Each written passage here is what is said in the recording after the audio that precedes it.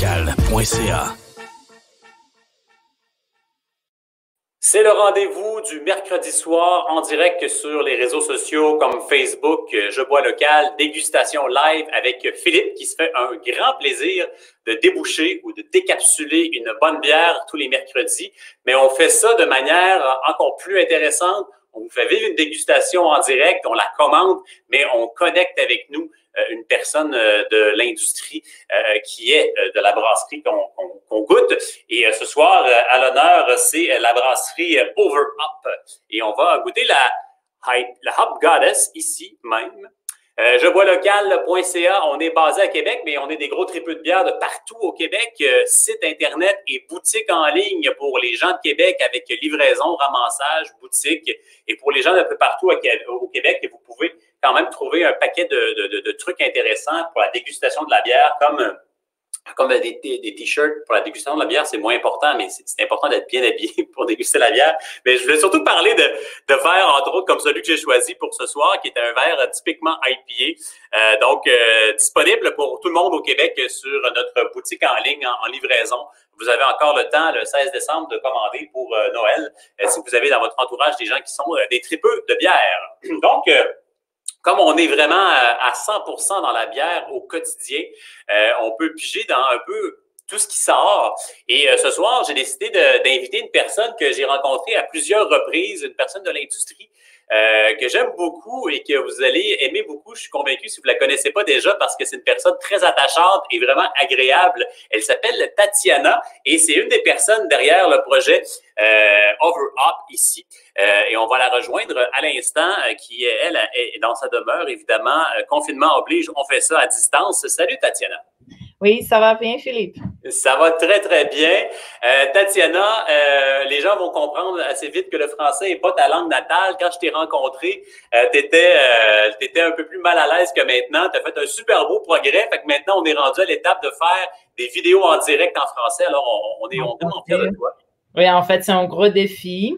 Mais comment tu sais que le français, c'est pas une première langue? Oui, je le savais. Mais j'ai toujours dit, quand on voyage à l'étranger, que les gens perdent quand on se force pour parler la langue, les gens l'apprécient toujours. Alors, c'est fort apprécié et tu te débrouilles très, très bien. Les gens vont le découvrir ce soir avec moi. Tatiana, tu es une grande tripeuse de bière. Tu n'es pas native d'ici, du Québec. Je vais te laisser parler un peu de l'histoire de Over Up. C'est une histoire particulière dans le paysage brassicole québécois avec plusieurs étapes. Alors, je te laisse quand même nous présenter ce qu'est la brasserie Over Up. Donc, nous sommes brésiliennes d'origine. On a choisi le Québec pour vivre. Donc, pour l'instant, on dit qu'on est, maintenant, on dit qu'on est brésilienne de sang, mais on est québécois de corps. C'est vraiment chez nous ici. Et on a commencé la brasserie là-bas. C'était par hasard. C'était juste les brassons. On était juste des brassons maison. C'était par hasard. On commençait pour s'amuser parce qu'on aimait de la bière. On avait la chance de participer au Mondial de la bière à Rio. On a gagné des médailles d'or là-bas. On a rencontré le monde du Mondial de la bière de Montréal. C'est la même équipe d'organisation. Et ils nous ont invités pour aller au petit pub au Mondial de la bière ici de Montréal. Et avec ça, on a décidé, moi, j'habitais déjà ici au Canada. Mes deux partenaires, Patricia et Ricardo, ils étaient en train de déménager au Canada. Et on se parlait toujours d'avoir une compagnie ici, de développer un projet ensemble. Et à ce moment-là, avec le Mondial de la bière, il m'envoyait un message, il me disait, qu'est-ce que tu penses si on commence la brasserie là-bas? On fait un essai, on va au Mondial de la bière, on voit les marchés, on voit le feedback de tout le monde. Et après ça, on décide si on commence la brasserie ou pas. Moi, j'étais OK, on commence. Cela, c'était le Mondial de 2017 du Québec. Et après ça, tout a commencé là-bas. On a rencontré Hochelag, on a rencontré la gang de Transbrou, on a rencontré du monde brassicole. On a vraiment, comme je peux dire, dive into les marchés des bières ici du Québec. Et on a commencé à faire le brassage sur contrat de Hochelag. Ça marchait super bien. Et maintenant, on vient d'ouvrir notre propre usine à Saint-Jean-sur-Richelieu. C'est juste au Rive-Sud de Montréal. C'est beaucoup de travail, c'est un bon défi. C'était pas facile parce que ouvrir la compagnie dans les milieux de la pandémie, C'était pas notre bout des bouts, bien sûr, mais il y a des choses qui arrivent, on n'avait pas le choix, c'est la pandémie, mais on va commencer quand même, on va ouvrir la brasserie quand même. C'est bien, c'est un bon défi, mais ça va, ça marche. C'était bon. On voit d'ailleurs des photos de vos installations à Saint-Jean-sur-Richelieu dans les photos qui tournent en ce moment. Et pour les gens qui font pas la différence, tu disais le brassage à contrat, c'est qu'en fait, vous étiez une marque, mais que les bières étaient brassées chez Hochelag à Montréal. Il y a plusieurs entreprises qui démarrent comme ça. Et le pas, le step de se jeter dans le vide et d'avoir sa propre brasserie, ses équipements, son personnel. Tu le dis, c'est tout un autre aspect du travail, là. On est dans un autre monde. Non, le brassage sous contrat, c'est vraiment bon et ça marche bien pour les débuts. Si tu veux essayer une recette, si tu veux essayer une marque, essayer les marchés, c'est une excellente opportunité de faire ça. Parce que dès que tu connais les marchés déjà, tu peux investir un peu plus, tu peux s'engager un peu plus. C'est ça qu'on faisait. On voulait toujours avoir notre propre brasserie. Mais quand tu as ta propre brasserie, c'est un autre game, là. C'est vraiment une histoire différente. Alors là, il n'y a plus de recul en arrière. On fonce et on brasse ses propres bières et on va goûter ce soir avec toi à la Hop Goddess. Qui est une bière qui, si je me trompe pas, n'est pas une nouveauté. C'est une bière qui est de retour dans sur les tablettes pour les gens qui n'ont pas goûté encore, dont moi. Alors, ça va être une découverte pour moi aussi. On va donc déguster cette bière-là. Quand je veux dire deux mots en même temps, c'est ce que ça donne. Et ce qui est important dans la dégustation, c'est de se choisir un bon verre. Celui-là, moi, me plaît énormément, mais vous avez le droit de choisir le vôtre. L'important, c'est de ne pas déguster direct dans la canne quand on veut vraiment découvrir le profil de la bière. Alors, Tatiana, c'est écrit sur la canette que c'est une IPA. Décris-moi un petit peu le style de cette Hop Goddess. Oui, c'est une IPA américaine, plus classique, plus de la côte ouest. Donc, par la couleur, tu peux voir, elle est plus copper, cuivre, non? Cuivré, exact. C'est plus cuivré. Donc, elle a un peu plus d'amertume, plus le côté résineux d'une IPA de la côte ouest. C'est quand même houblonné, moi, mais la lumière ici, chez moi, c'est pas la meilleure hein, pour voir. Mais quand même. Mais elle a quand même houblonné, c'est pour ça qu'elle s'appelle Hop Goddess. Mais c'est plus le côté d'amertume des houblons. On voit comme les IPA, mais plus résineux. Oui, OK. Donc, le profil côte ouest qui est moins dans le tropical, hein, qui est moins dans les fruits tropicaux et qui, personnellement, me plaît beaucoup. Il y a beaucoup d'exemples de New England IPA. Alors, des fois, de revenir dans ce qui était des IPA il y a un petit bout, ça fait du bien. Si on continue à regarder un petit peu la bière, on voit qu'il y a quand même une belle mousse. Alors, typiquement, les IPA vont faire une belle mousse et c'est tant mieux parce que cette mousse-là génère souvent aussi beaucoup d'arômes, donc on aime ça. Donc, on voit, et je le sens, écoute, je ne me mets pas le nez dedans, et je le sens, les arômes de houblon sont là, pas à peu près. J'aimerais ça dire aussi pardon, je t'écoute. Beaucoup de pamplemousse que je sens. Exactement, donc un côté plus classique, comme tu me disais. Je ne sais pas si je le sens, le côté un petit peu conifère ou un peu résineux, ou si je le sais qu'il va s'en venir, peut-être que c'est ça, là, mais... Oui, les résineux, je pense, d'après moi, c'est plus l'arrière-goût. OK. Il reste un peu l'amertume, elle reste au bout de la langue. C'est comme un peu... On est à 6,5 % d'alcool, donc quand même une bière un peu plus forte, comme on aime les IPA. Donc, on le sait que ça va être amer, ce beau bijou-là. Donc, je vais goûter à ça. Je te laisse peut-être un peu commenter tes premières impressions sur le goût qui nous vient en bouche quand on déguste cette bière-là, qui est la Hop Goddess. C'est le goût qu'on voulait aussi avec cette bière-là. On aime les houblons, c'est pour ça qu'on s'appelle Overhop. On fait toujours des IPA. Mais on voulait vraiment avoir une IPA classique pour rester une bière de ligne pour les gens qui ne veulent pas triper sur la l'IPA du Nord-Est ou d'autres choses plus exotiques. S'ils cherchent une IPA classique, vraiment, c'était le bout de cette bière-là. Écoute, dans le marché, depuis 2 ans, et particulièrement dans la dernière année, il y a eu beaucoup, comme tu le dis, de New England IPA, des bières troubles souvent avec une finale plus sucrée, avec des côtés très tropicaux. Et d'ailleurs, dans votre gamme, vous en avez quand même de très beaux exemples. Oui. Mais là, moi, ce que je goûte là, on n'est pas là du tout. Et Non. j'adore ça. On a vraiment une amertume qui colle à la langue. Vraiment, là, après plusieurs minutes, ça reste. Et c'est vraiment un bel exemple d'une IPA, comme on dit, comme tu le disais toi-même, West Coast. Donc, côté résineux, plus agrume au niveau des arômes. Mais ce qui fait la différence, c'est ça, le sucre résiduel. Tu m'arrêtes si je me trompe, mais le sucre résiduel est vraiment moins élevé qu'une New England. Et Oui. ça laisse la place à l'amertume qui dure. Oui, exactement. Et c'est vraiment, les arômes sont là vraiment au nez aussi pour ouvrir la bouche, je pense. Les styles de bière IPA, évidemment, c'est toujours, c'est quand même une bière qui est un peu plus complexe à réaliser, ou en tout cas pour en arriver à ce qu'on veut vraiment faire. Est-ce que ça a été un défi pour vous autres? Je veux dire, quand vous démarrez vos propres installations, vos produits existent déjà. Ça a dû être un défi de s'assurer que les bières ne changent pas, que le niveau de qualité du produit ne bouge pas. Oui et non, parce que comme on faisait le brassage sous contrat au Brésil, on faisait déjà le brassage sous contrat en Ontario et aussi ici au Québec. Donc, c'était plusieurs d'usines différentes. On adaptait déjà les recettes à chaque usine pour être sûr que la qualité va être là. Donc, au début, on avait peur un peu parce que la hérésie, par exemple, était déjà super connue.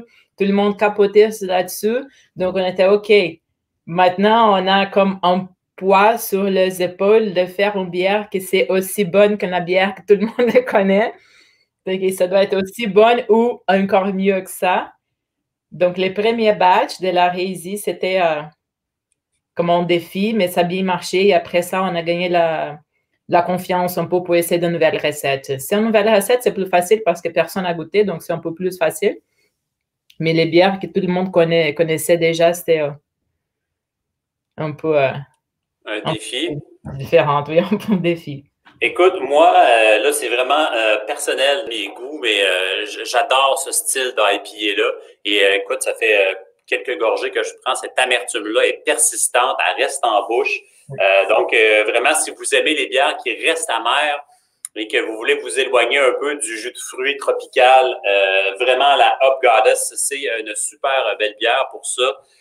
Et vous vous appelez Over Hop. Mais j'ai eu la chance de goûter beaucoup de produits qui ne sont pas nécessairement houblonnés. Hein. Donc, ça ne veut pas dire que vous faites que du houblon. J'ai goûté des sûrs, j'ai goûté des bières noires. Il y a quand même plusieurs styles. Là. Oui, en fait, on aime les houblons, c'est ça qu'on fait plus, mais on aime aussi essayer de nouvelles recettes. Donc, avec notre usine, c'était bon pour essayer de nouveautés. On faisait la mango jelly, qui c'est un style de bière qui s'appelle Catarina Sour. Excuse mon français portugais, mais parce que c'est un style de bière brésilien. Okay. Qui maintenant, c'est reconnu comme un style officiel. Ça semble un peu comme Berlin Weiss, mais ça s'appelle Catarina Sour parce que ça veut dire qu'elle est plus forte en alcool un peu okay. qu'un Berlin Weiss. Et aussi, la bière est plus sèche. Donc, en bouche, c'est pas sucré un peu comme la Berlin Weiss. Il en ajoute normalement comme entre 15-20% de fruits. Donc, on faisait cette bière-là avec de la mangue. Tout le monde a aimé beaucoup. On va la ressortir maintenant dans la fin de l'année. Donc, c'est un sour à la mangue. On faisait aussi un sour noir avec des petits fruits. Celui-là, c'était vraiment particulier. On a laissé quelques barils pour un vieilli. Donc, c'était vraiment une bonne expérience. On va essayer maintenant de faire un lager noir. Okay. Et on va voir comment ça marche. Et, non, on essaye plusieurs types, mais quand même, la préférence, c'est pour le bière houblonné, mais on essaie d'autres choses aussi. Oui, ben là, j'ai vu que celle-là est revenue sur les tablettes il n'y a pas longtemps. Il y avait votre double IPA aussi, New England, qui est revenu, qui va être sur les tablettes, si je m'abuse, très, très bientôt. Donc, vraiment, les bières houblonnées, c'est votre spécialité. Si moi, j'ai un choix à faire personnel, ce style-là me plaît énormément. Donc, je vous invite à goûter à ça. D'ailleurs, du côté de Facebook, il y a Anthony qui nous dit que lui, de son côté, c'est la turbulence.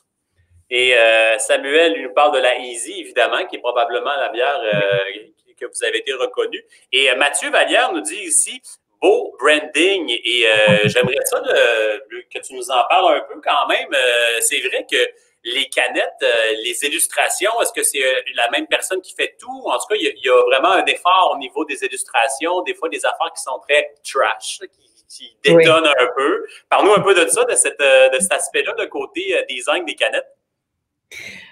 Donc, on a choisi une tête de morte parce qu'on dit qu'on est artisanal jusqu'à l'eau. Donc, c'est vraiment pour monter ça. Et aussi parce que la tête de mort pour nous, ça représente l'égalité.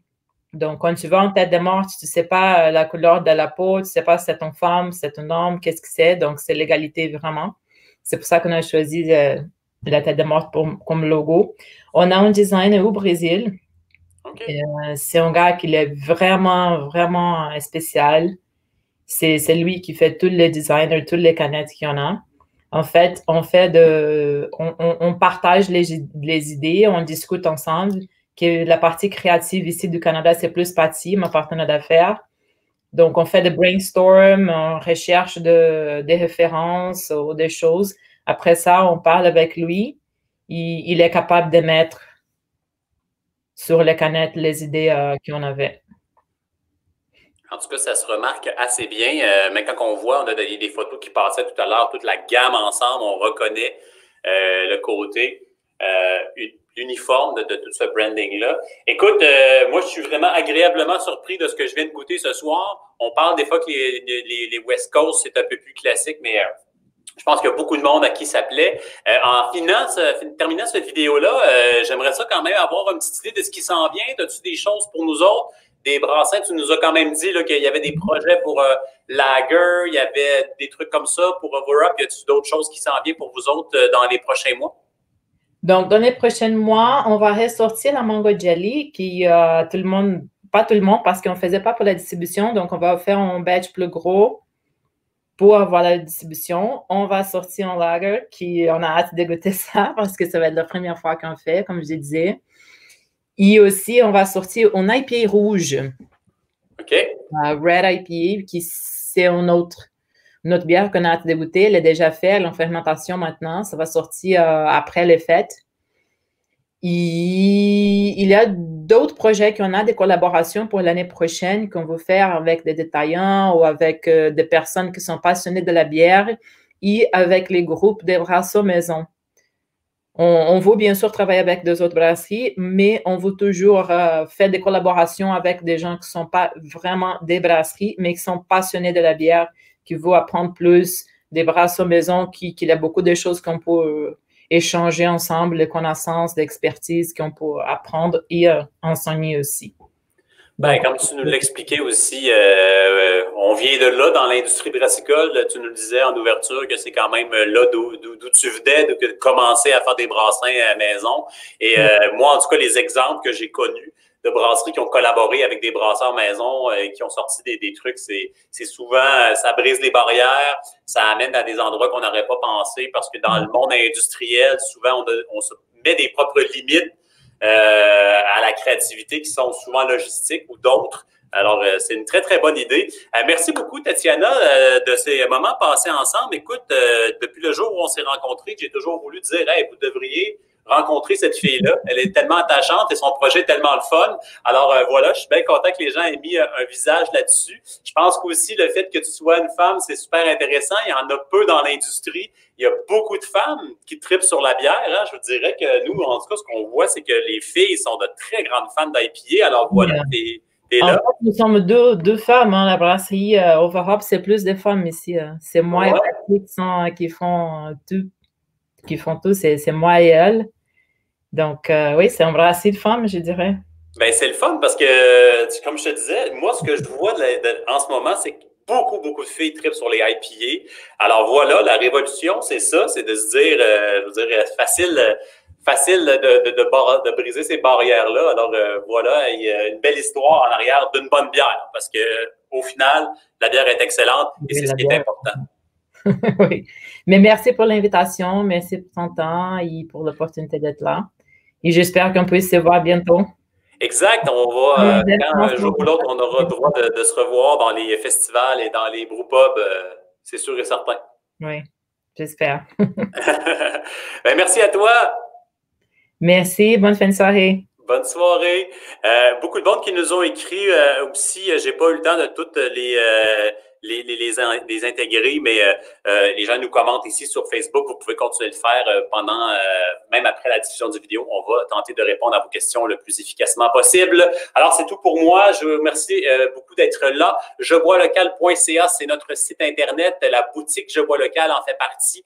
Vous pouvez acheter du matériel pour les gens de Québec, encore plus facile de faire livrer votre propre bière. Allez faire un tour sur notre sélection et sur notre page Facebook aussi, vous pouvez voir d'autres vidéos comme celui-là où je rencontre des gens super intéressants dans l'industrie qui font surtout de l'excellente bière. Et là-dessus, ben, c'est le temps de lancer mon petit vidéo et de vous dire au revoir.